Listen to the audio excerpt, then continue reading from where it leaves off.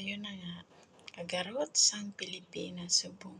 Kaya nga aman, no, sa akon nakita, oo, masama magpatay. Pero ang point ko ganito, sa mga nakikita ko kasi, no, sa tinitiran ko dati, may makikita kang mga tao na nasa drugs din, no. So, pag nahuli sila, pag nakulong, no, dapat doon nila marirealize kung tama o mali yung ginagawa nila. Pero hindi. Pag nakalabas sila, still, gagawin at gagawin pa rin nila yung nakasanayan na nila. So, sa part ko na yun, para saan pa yung binigyan ka na nga ng chance, hindi mo pa rin naman magawang magbago.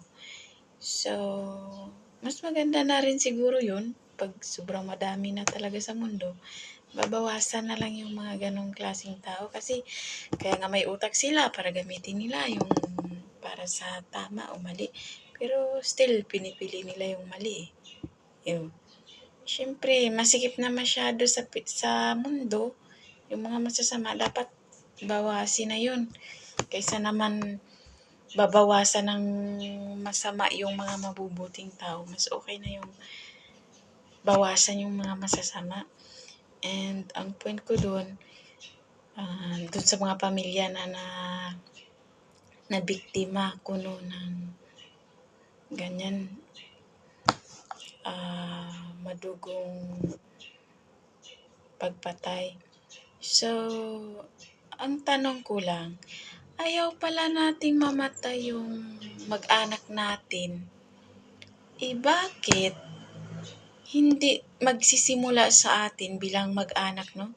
Bakit hindi magsisimula sa atin na tayo yung mismong magdidisiplina doon sa kanila? Kasi nga, syempre, step 1, nasa pamamahay natin or kamag-anak natin, dapat tayo na yung maggagawa ng solution kung paano gagawin. Hindi nga natin magawang ayusin yun. Yung responsibilidad natin na dapat ayusin, napapasa dun sa gobyerno. Oo nga, may gobyerno.